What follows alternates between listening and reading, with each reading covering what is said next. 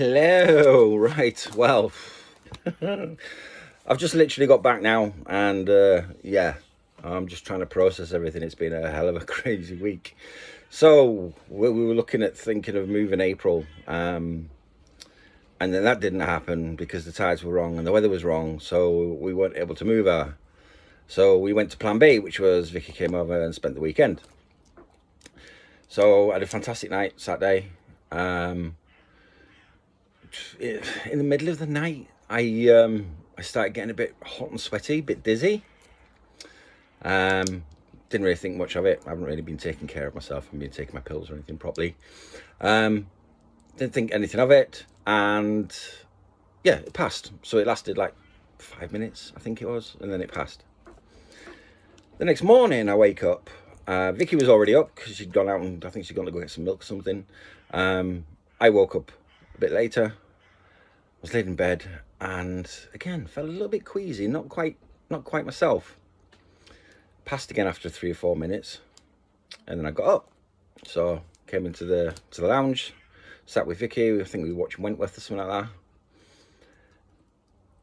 and that's all I remember.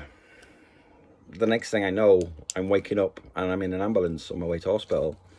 So I had another heart attack. When I was, I've had another one before. I had one in Cardiff about 3 years ago now, I think it was, 4 years maybe. I had another heart attack then in Cardiff, and they ended up putting a stent into one of my arteries in my heart. And they said, oh yeah, so we were going to give you a second one, but we think that one can be managed by drugs. So, you know, we'll just put the one in.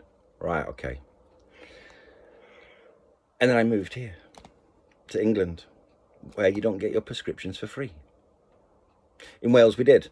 So in Wales I never worried about having to pay out money to buy pills or anything that I was being issued by the doctors, because it was all free.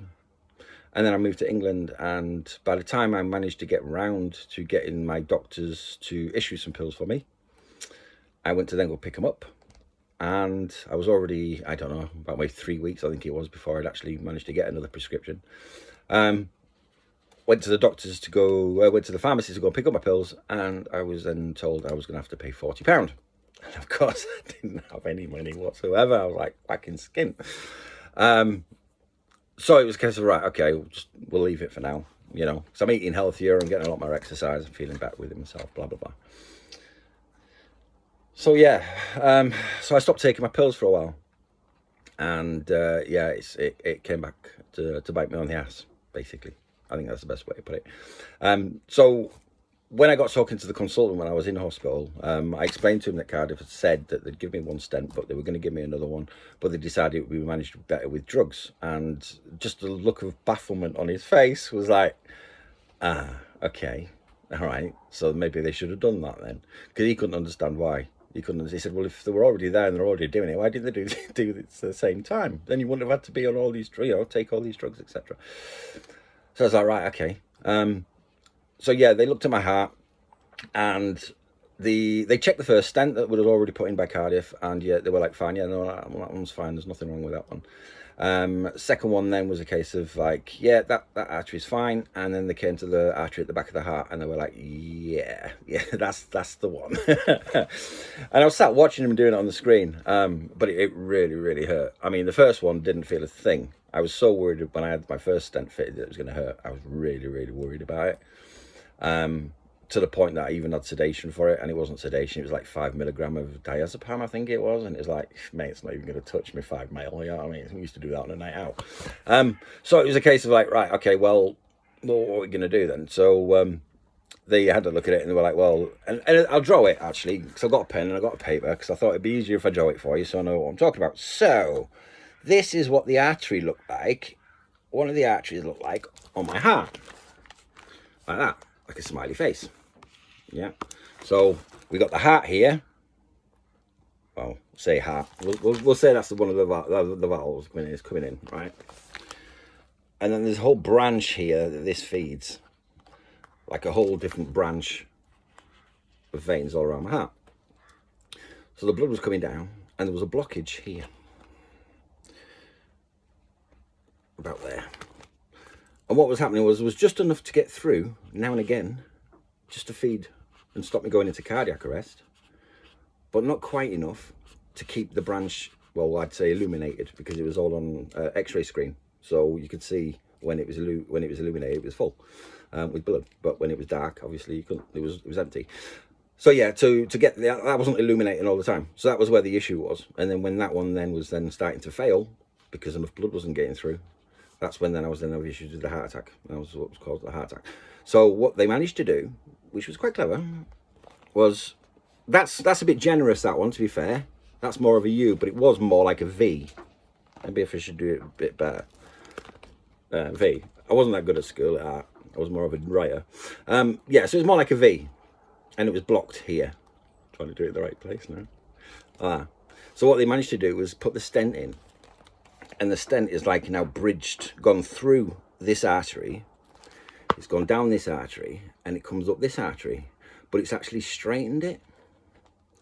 So he's straightened that whole artery now, so there's no longer a V there.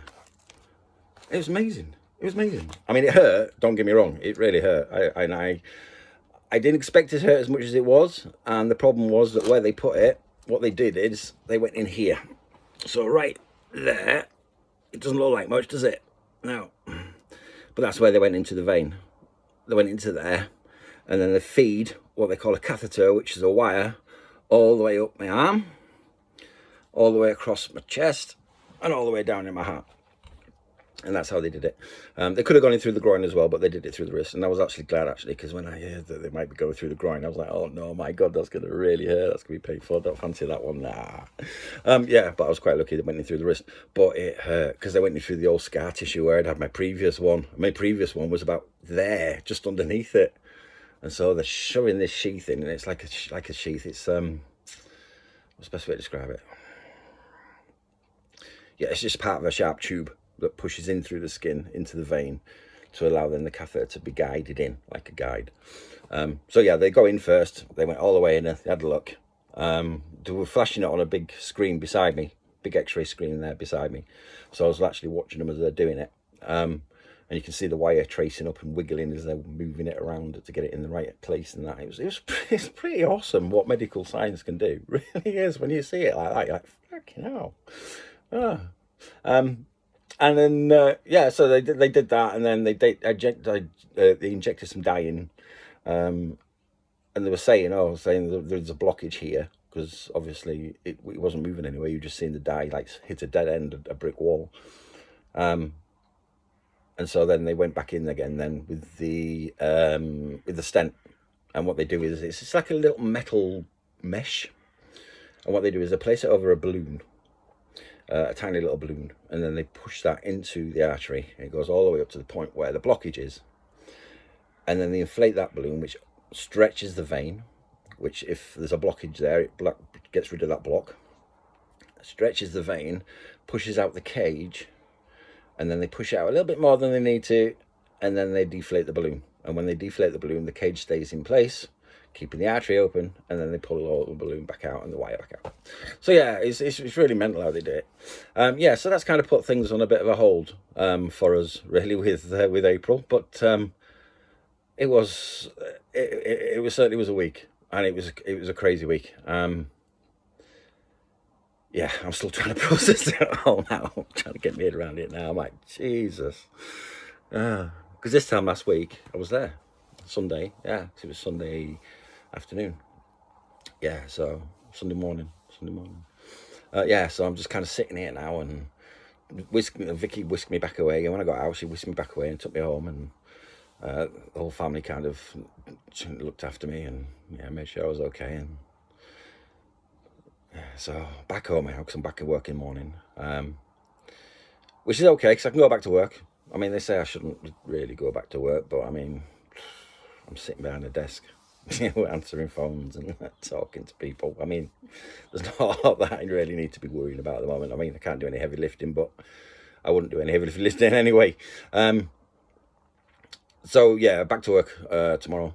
And with regards to April, yeah, well, we've paid the marina fee again for her, so that's all done.